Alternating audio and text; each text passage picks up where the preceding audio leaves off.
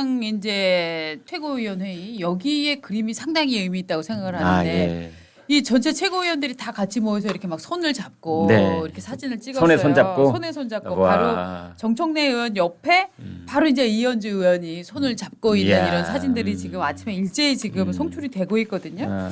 여기서 워딩이 그러니까 딱 어저께 밤에 나는 패배를 인정했다. 근데 오늘 아침 최고위원회 회의도 이제 열어야 되고 여기 나와서 어떤 모습을 보이고 어떤 워딩을 내세울 거냐. 이거는 정말 정치인의 굉장히 중요한 아침 아닙니까? 네. 근데 오늘 아침에 제가 볼 이게 강력한 워딩인지 약한 워딩인지 모르겠는데 이렇게 얘기했습니다. 저 가장 선거 이제 전이니까 3월 20일까지 모든 공천을 마무리하겠다는 민주당 공천 시간표는 한치의 오차 없이 진행되었고 앞으로도 그럴 것이다. 억울한 컷오프는 없을 것이다. 말씀드린 대로 권리당원의 공천 참여를 전면 보장하고 민주적 절차에 의한 가장 경쟁력 있는 후보를 선보이겠다. 공천하겠다. 이렇게 지금 얘기를 했거든요. 그러면서 갑자기 또 12.3 비상계엄의 사선을 넘고 윤석열 국회 탄핵 헌법재판소 파면 선거를 얼마나 초조한 마음으로 우리가 합심 단결해서 기다렸나. 조희대 사법부가 이재명 대선 후보직을 박탈하려 할 때 얼마나 같이 분노했나. 천신만고 끝에 출범한 이재명 정부의 성공만을 생각하고 앞으로 지방선거에 도움이 되는 일만 합시다. 이렇게 얘기를 했거든요. 요거는 일종의 항복문입니까? 저런 아니면은 발언도 네. 가령 청와대가 네. 이제 고깝게 듣기 시작하면은 이런 네, 겁니다. 지난번 선거 때 네. 민주당 쪽에서 늘 있었던 말이 비명 행사였잖아요. 네. 그것에 대해서 정청래는 뭐라고 하고 있느냐? 나는 비청 행사 없을 거야. 네. 그러니까 이번 지방선거 때 나의 반대했던 사람들에게 불이익이 돌아가는 일은 없을 거야 라고 말은 하고 있는데 사실은 반청의 목소리를 냈던 사람들은 저게 무슨 뜻이지? 저게 반어법을 구사하고 있는 건가? 약간 그렇죠. 이렇게 생각하지 않을 수가 없는 발언이에요. 네. 굳이 왜 저런 얘기를 합니까? 그렇죠. 네? 굳이를 하고 있다는 거는 그 생각이 정청래 대표 머릿속에 가득 들어있다는 뜻 아니겠어요? 그렇죠. 오늘 같은 아침에 그렇죠. 심지어 그렇죠. 네, 손에 손 잡고 이건 마음까지도 손을 잡았는지 네. 아니면 사진 기자 앞에서만 잡는 척 했는지는 모르겠지만 네. 지금 이런 상황이잖아요. 예. 네. 저도 이 발언이 상당히 의미 있는 발언이라는 느낌이 드는데. 일단 항복 같긴 한데요. 네. 근데 어저께 저희가 그 기사로도 확인했지만 대북 송금 사건에서 이화영 부지사한테 이재명 도지사한테 보고하게 했다라고 진술을 바꾸게 했었던 변호인이 한 명 있습니다. 네. 그게 서민석 변호인이거든요. 네. 그분이 어느 당직을 갖고 있느냐? 당대표 법률특보를 하고 있다. 그렇더라고요. 예. 오늘 뭐 어디 신문에 크게 나왔대. 네. 그러니까 저런 항복문이 진짜 진정성 있는 한국문인 것처럼 평가되게 하려면 네. 그렇게 오해를 받고 있는 서민석 법률특보라든지 그런 인사들에 대해서 뭔가 내려놓고 민주 부원장도 네. 뭐 그런 뭐 구설이 휘말려 있더라고요. 예, 뭐 네. 친이낙연은 사실 뭐 이낙연 대표는 뭐 다른 당이니까 그럴 네. 수 있지만 서민석 법률특보는 아마 번복을 하지 않았을 겁니다. 네. 사퇴했다고 어디 보도도 있더라고요. 오늘 아, 아침에 그렇습니까? 보니까. 네. 방금 최신수도로 봤는데 뭐 그런 기사는 안 나오던데 그런 진정성 있는 뭔가 인사 내지는 행동이 있어야 저런 어떤 최고위원회에서의 발언문이 항복문이라고 읽혀질 텐데 네. 지금 만약에 그렇게 행동이 뒤따르지 않는 저런 말들은 항복문이라고 좀 온전하게 받아들일 수는 없는 거죠. 네. 그리고 아침 이제 기사를 보면은 김민석이 반사 이익을 얻었다 이런 얘기가 지금 나오거든요. 그러게요. 네. 반사 이익. 당연히 이제 네. 정청래가 조국한테 사과를 하고 네. 조국은 이제 이번에 보십시오. 저는 용어에 주목을 하는데요. 합당추진위원회가 아니라 통합추진위원회예요. 그러니까 예전에는 합추위 이게 우리 입에 붙은 말인데 이걸 이제 통추위라고 바꿨어요. 근데 아침에 조국은 거기다가 연자를 하나 더 붙였더라고요.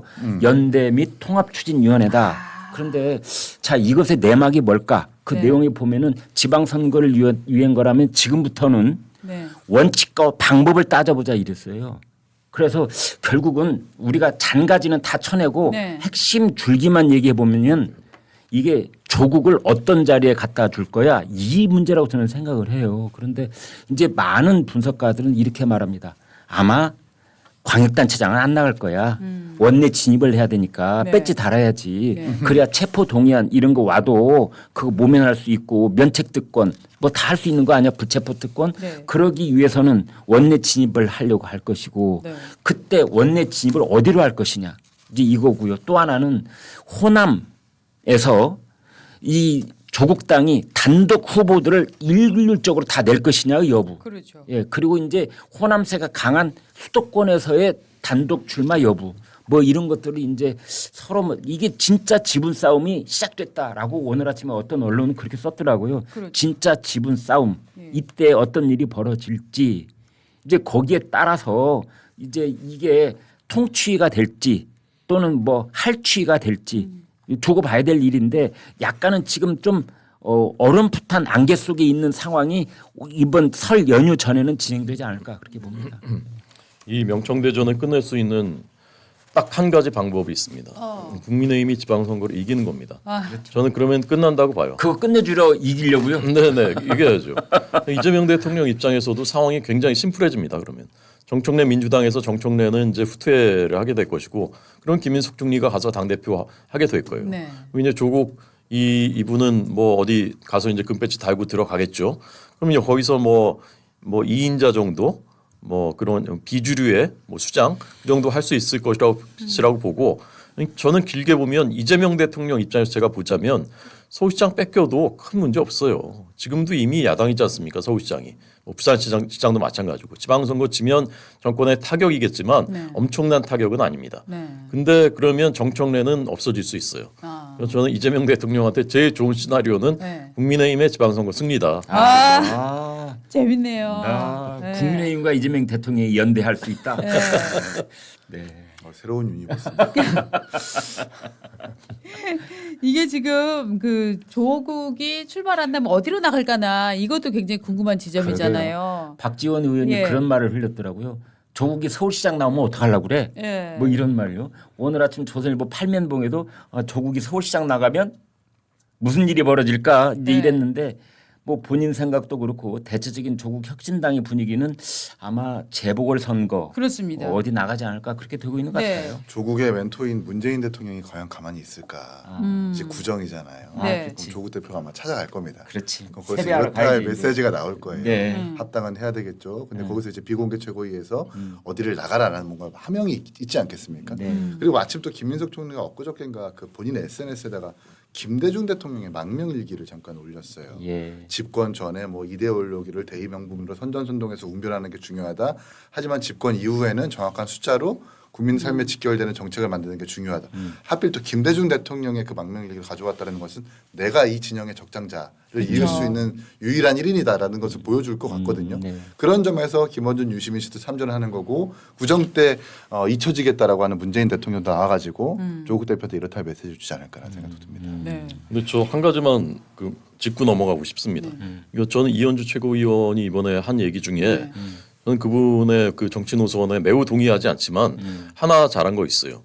조국 혁신당의 토지 공개념을 통렬하게 비난한 그렇죠. 거거든요. 그렇죠. 토지 공개념이라는 것은 우리 헌법에도 이미 토지의 이용 처분 소유에 대해서 국가가 필요할 때는 제한을 둘 수 있다라고 되어 있습니다. 또 네. 실제로 그렇게 하고 있습니다. 우리나라 정책이 다 그럼요. 하고 네. 있습니다. 네. 그런데도 불구하고 굳이 토지 공개념 얘기를 저렇게 하고 나오는 것은 조국 당의 그 DNA에는 이게 좌파 사회주의를 넘어서 거의 공산주의에 가까운 얘기거든요. 토지를 공개념하겠다는 건 토지는 국가가 마음대로 할 수 있다라는 그런 그 개념이 깔려 있는 거예요. 굉장히 위험한 얘기죠. 지금 부동산 정책도 역행하고 있는데 그것을 이제 더 그냥 막 폭주할 수 있게 하겠다는 그런 의미가 담겨 있는 것이거든요.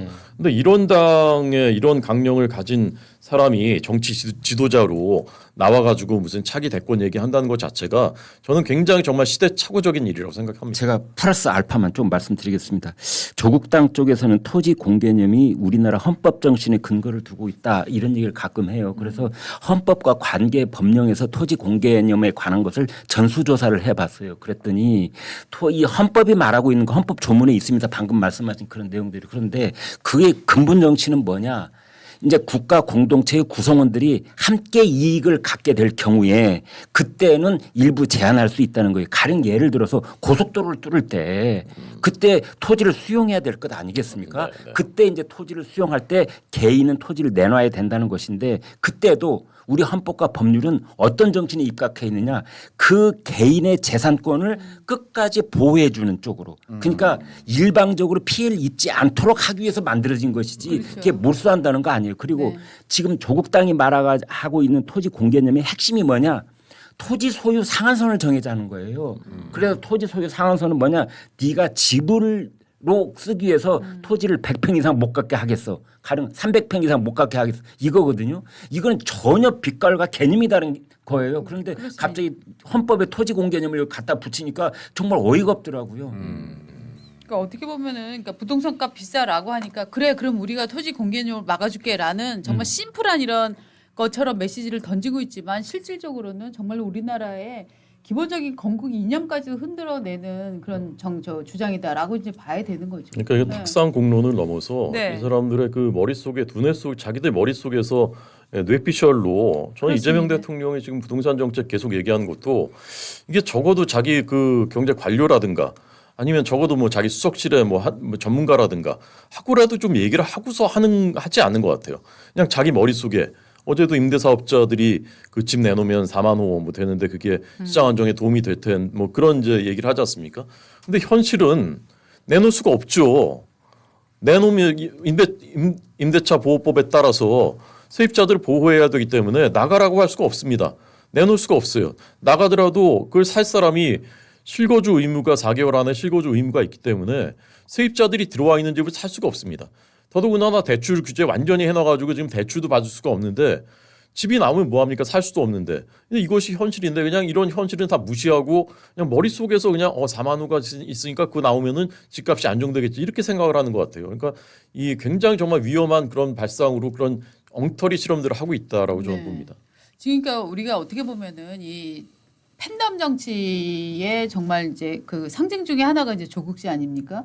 그러니까 그 사람이 굉장히 유명하고 인기가 있대라는 것에 가려져 갖고 실제로 그가 상징하고 있는 어떤 뭐 경제적인 주장, 주의들 또 위험한 가려지고 주장들 이런 있죠. 것들이 굉장히 많이 가려지고 있는 것 같아요. 그러니까 토지 소유에 예. 상한을 주는 토지 공개념이나 아니면 민간이든 개인이든 다주택 구매를 금지하겠다고 하는 대통령의 정신이나 좀 크게 다르지 않을 거라고 좀 보거든요. 네. 그런 의미에서 민주당 진영이 이현주 최고는 이제 공격을 위한 공격 때문에 토지 공개념을 지적을 했지만 네. 결국 통합을 할 때 토지 공개념 때문에 그게 뭔가 걸림돌이 된다거나 그럴 것 같지는 않아요. 제가 기억하기로는 과거에도 이재명 시장일 때 토지 공개념 개념을 살짝 꺼냈던 걸로 알고 있거든요. 네네. 전적으로 그걸 동의한 것으로 알고 있습니다. 그래서 어쨌든 여기든 저기든 동의하는 정책인 것 같다는 생각이 듭니다. 맞아요. 조국이 그래서 토지 공개념을 들고 나오면서도 앞서서 이재명 맞아요. 대통령도 존재를 저 지사 했죠. 시절에 그런 얘기를 했었다라고 또 밑밥을 또 깔았었어요. 네. 예. 그렇기 때문에 사실 지금 말씀해 주신 것처럼 이게 누가 누구를 공격했다, 누구와 누구끼리 싸운다의 문제를 떠나서 이 사람이 대표하는 정책은 도대체 뭐냐, 이 사람은 도대체 대한민국을 어디를 끌고 가고 있는 거냐 이거를 끊임없이 알려드린 건 굉장히 중요한 의미인 것 같아요. 네. 예. 그런데 이 조국 대표가 근데 어디로 갈지 너무 궁금한데 인천 계양을 충남 아산을 전북 군산 김제 부안갑 그다음에 경기 평택 여기가 이제 일단 이제 재보선이 확정된 5군데 정도로 이제 그렇습니다. 추려지잖아요. 네. 자, 안산도 가능성이 있다고 네. 하고 지금 예. 안산. 네. 그리고 이제 부산도 있어요. 전재수 그렇습니다. 의원이 가지고 있는 그 자리. 네. 예. 근데 이제 부산은 이제 확정이 안 됐으니까 이제 어떻게 보면 예. 사실은 가장 좋은 거는 조국한테는 부산 아닙니까? 그러게요. 네. 왜냐하면 지금 인천 계양을 같은 경우에 이제 김남준 그 성남 아름방송 PD 출신이었던 맞아요. 그 네, 김남준이죠. 예, 대변인. 예. 청와대 이제 대변인으로 갔고 여기 이제 나갈 것이다라고 얘기가 나오고 있는데 여기를 조국이 달라고 할 수는 뭐라는 거야? 뭐 이런 얘기 할 거 아니에요. 그죠? 거기다가 또 민주당에서. 송영길 대표 요즘 방송 나와서 예. 민주당 복귀해서 계약을 가야죠. 말씀하시더라고요. 그 원래 내 자리였어. 네, 거기 원래 다 가야 되는데 이러면서 노골적으로 지금 표현하기 시작했거든요. 이게 또 송영길 대표가 문재인 대통령과 결이 다르지 않기 때문에 네. 이게 또 개파 갈등의 어떤 한 지점이 될 수 있는 거고 저는 오히려 김제 갈 것 같아요. 아, 김제. 부안갑. 어쨌든 호남에서 지난 총선 때 발군의 성과를 보였고 그렇죠. 부산 출신의 조국 대표가 호남에서 든든한 지지 기반을 갖고 있으면 스토리를 풀기도 좋기 때문에 네. 네. 부산 시장 내지는 단체장 이런 것보다 김제 저는, 부안을 저는 스토리가 엉망이라고 생각하는데 그냥 깃발만 꽂으면 되는데 가가지고 이 네. 정치인이 지금까지 한 번도 어떤 결기와 그런 헌신과 이런 거 보여준 적이 없는 그런 사람이 이번에도 또 호남 가가지고 배지 달고 돌아온다. 그게 어떤 스토리가 되는 거죠? 조국당에서는 아무튼 이제 이런 지금 우리가 나누고 있는 이런 이야기를 3월 초중반에 발표하겠다. 그러고 있어요. 그러니까 3월 초중반까지는 조국 대표가 아마 지금 이런 간보기, 관망 그리고 이제 양쪽으로 저울질하기 이걸 계속할 것 같아요.